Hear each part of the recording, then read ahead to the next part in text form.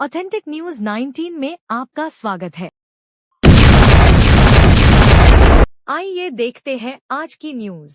Gokul road police ಠಾಣೆಯಲ್ಲಿ 31ನೇ ತಾರೀಕು ಒಂದು ಪ್ರಕರಣ ದಾಖಲಾಗಿತ್ತು. ಇದರಲ್ಲಿ ಸಮೃದ್ಧಿ ಕ್ರೆಡಿಟ್ ಕೋಆಪರೇಟಿವ್ ಸೊಸೈಟಿ ಇದರ ಒಬ್ಬರು ಅಫಿಷಿಯಲ್ ಬಂದ್ಬಿಟ್ಟು ಕೆಲ ವ್ಯಕ್ತಿಗಳು ನಮಗೆ ಬೇರೆ ಬೇರೆ ಸಂಘಟನೆಗಳ ಹೆಸರು ಹೇಳ್ಕೊಂಡು, ರೈತ ಸಂಘಟನೆಗಳ ಹೆಸರು ಹೇಳ್ಕೊಂಡು, ಆಮೇಲೆ ದಲಿತ ಸಂಘಟನೆಗಳ ಹೆಸರನ್ನ ಹೇಳ್ಕೊಂಡು ಬಂದು ಥ್ರೆಟನ್ ಮಾಡುವಂಥದ್ದು. ಮತ್ತೆ ಸುಮಾರು 1.5 ಕೋಟಿಯಷ್ಟು ಹಣ ಕೊಡಬೇಕು, ಇಲ್ಲಾಂದ್ರೆ ನಿಮ್ಮ ಬ್ಯಾಂಕಲ್ಲಿ ಅವ್ಯವಹಾರ ಆಗಿದೆ, ಅದಾಗಿದೆ, ಇದಾಗಿದೆ ಅಂತ ನಾವು ಆರೋಪ ಮಾಡಿಬಿಟ್ಟು ನಿಮ್ಮದು ಡಿಫೇಮ್ ಮಾಡುವಂಥ ಕೆಲಸ ಮಾಡ್ತೀವಿ, ನಮಗೆ ಭಾಳಷ್ಟು ಜನ ಸಪೋರ್ಟ್ ಇದ್ದಾರೆ, ಹಾಗೆ ಹೀಗೆ ಅಂತೆಲ್ಲ ಹೇಳಿ ಹಣವನ್ನು ರಿಪೀಟೆಡ್ ಆಗಿ ಡಿಮ್ಯಾಂಡ್ ಮಾಡಿಕೊಂಡು ಅನ್ನೋದ್ರ ಹಿನ್ನೆಲೆಯಲ್ಲಿ ಕೆಲವು ಸಾಕ್ಷ್ಯಾಧಾರಗಳನ್ನು ಅವರು ಒದಗಿಸಿದ್ದ ಹಿನ್ನೆಲೆಯಲ್ಲಿ ಒಂದು ಪ್ರಕರಣ ದಾಖಲಾಗಿತ್ತು.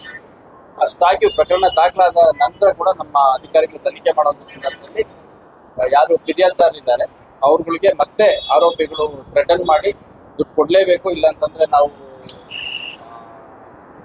ಮೀಡಿಯಾಕ್ಕೆ ಹೋಗ್ಬಿಟ್ಟು ನಿಮ್ಮ ಬ್ಯಾಂಕ್ ಮರ್ಯಾದೆ ಕಳಿತೀವಿ, ಮತ್ತು ನಿಮ್ಮ ಬ್ಯಾಂಕಲ್ಲಿ ಹೆಣ್ಮಕ್ಳು ವರ್ಕ್ ಮಾಡೋದಕ್ಕೆ ಸೇಫ್ಟಿ ಇಲ್ಲ ಅಂತಂದು, ಆಮೇಲೆ ಹೆಣ್ಮಕ್ಳು ಉಪಯೋಗಿಸ್ಕೊಂಡು ಬೇರೆ ಬೇರೆ ರೀತಿ ವ್ಯವಹಾರ ಮಾಡ್ತೀವಿ, ಈ ಥರ ಇಲ್ಲ ಸಿಲ್ಲದ ಆರೋಪಗಳು ಮಾಡ್ತೀವಿ, ಇವತ್ತು ಕೊಡಲೇಬೇಕು ಅಂತಂದು ಕಡೆಗೆ 30 ಲಕ್ಷ ಏನೋ ಇವತ್ತು ಕೊಡಬೇಕು, ಇಲ್ಲ ಅಂತಂದರೆ ನಾವು ನಿಮ್ಮ ಫೈನಾನ್ಷಿಯಲ್ ಇನ್ಸ್ಟಿಟ್ಯೂಷನ್ ಏನಿದೆ ಅದರಲ್ಲಿ ಕೆಟ್ಟ ಹೆಸರು ತರೋ ರೀತಿ ನಾವು ಪ್ರೆಸ್ ಮೀಟ್ ಮಾಡ್ತೀವಿ ಅಂತೆಲ್ಲ ಬೆದರಿಸಿದ್ದಾರೆ.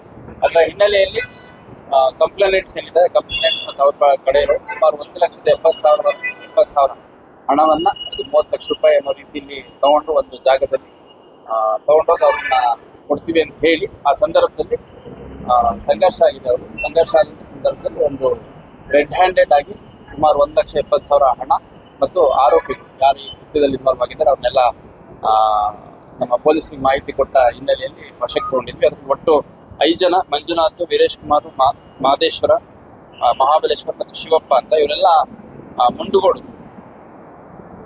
ಈ ಮಂಜುನಾಥ್ ಅಂತ ಇವನ್ ಏನಿದ್ದಾನೆ ಇವನು ಬೆಡ್ಡಿಗೇರಿ ಅವರು, ಮುಂದುವರೆಲ್ಲ ಮುಂಡುಗೋಡು ಭಾಗಕ್ಕೆ ಸೇರಿದಂಥವರಾಗಿದ್ದಾರೆ. ಸೊ ಇವರು ಈ ಒಂದು ಫೈನಾನ್ಷಿಯಲ್ ಇನ್ಸ್ಟಿಟ್ಯೂಷನ್ ಅಷ್ಟೇ ಅಲ್ಲ, ಬೇರೆ ಬೇರೆ ಫೈನಾನ್ಷಿಯಲ್ ಇನ್ಸ್ಟಿಟ್ಯೂಷನ್ ಕೂಡ ಇದೇ ರೀತಿ ಬೆದರಿಕೆ ಹಾಕುವಂಥದ್ದು, ಆಮೇಲೆ ಈ ಪ್ರೆಸ್ ಮೀಟ್ ಮಾಡ್ತೀವಿ, ಮೀಡಿಯಾಕ್ಕೆ ಹೇಳ್ತೀವಿ, ಅಥವಾ ನಾವು ಲೋಕಾಯುಕ್ತಕ್ಕೆ ಕಲಿತೀವಿ, ಈ ಥರ ಎಲ್ಲ ಬೇರೆ ಬೇರೆ ರೀತಿ ಬೆದರಿಕೆ ಹಾಕಿರುವಂಥದ್ದು ಮಾಡಿದ್ದಾರೆ. ಬೆದರಿಕೆ ಹಾಕಿದ ಸಂದರ್ಭದಲ್ಲಿ ಕೇವಲ ಹಣ ಡಿಮ್ಯಾಂಡ್ ಮಾಡೋದಷ್ಟೇ ಅಲ್ಲ, ಫೈನಾನ್ಷಿಯಲ್ ಆಸ್ಪೆಕ್ಟ್ಸ್ ಅಷ್ಟೇ ಅಲ್ಲ, ಹೆಣ್ಮಕ್ಳನ್ನೆಲ್ಲ ಉಪಯೋಗಿಸ್ಕೊಂಡು ಏನೋ ಬೇರೆ ಬೇರೆ ರೀತಿ ಮಾಡ್ತೀರಿ ಅಂತೆಲ್ಲ ಬೆದರಿಕೆ ಹಾಕಿರೋದು ಕೆಲವೆಲ್ಲ ಕಾನ್ವರ್ಸೇಷನ್ಸ್ ಅಲ್ಲಿ ಅಂತೆಲ್ಲ ನಮಗೂ ಕೂಡ ಕಂಡು ಬಂದಿದೆ. ಹಂಗಾಗಿ ಒಂದು ಎಕ್ಸ್ಟ್ರಾಷನ್ ಅಂದರೆ ಸುಲಿಗೆ ಪ್ರಕರಣವನ್ನು ದಾಖಲು ಮಾಡಿಕೊಂಡು 31ನೇ ತಾರೀಕು ಒಂದು ಅಟೆಂಪ್ಟ್ ರಾಬರಿ ಅಂದರೆ ಅಟೆಂಪ್ಟ್ ಎಕ್ಸ್ಟ್ರಾಷನ್ ಪ್ರಕರಣ ಆಗಿತ್ತು. ನಿನ್ನೆ ಒಂದು ನಡೆದಿರುವಂಥ ಘಟನೆ ಹಿನ್ನೆಲೆಯಲ್ಲಿ 5 ಜನರನ್ನ ಅರೆಸ್ಟ್ ಮಾಡಿದ್ದಾರೆ. ಯಾರು ಇದೇ ಬೇರೆ ಬೇರೆ ರೀತಿ ಥ್ರೆಟನ್ ಮಾಡ್ಕೊಂಡು ಓಡಾಡ್ತಿದ್ದಾರೆ ಅನ್ನೋದಷ್ಟೇ ನಿಮಗೆ ಗೊತ್ತಾಗಿದೆ.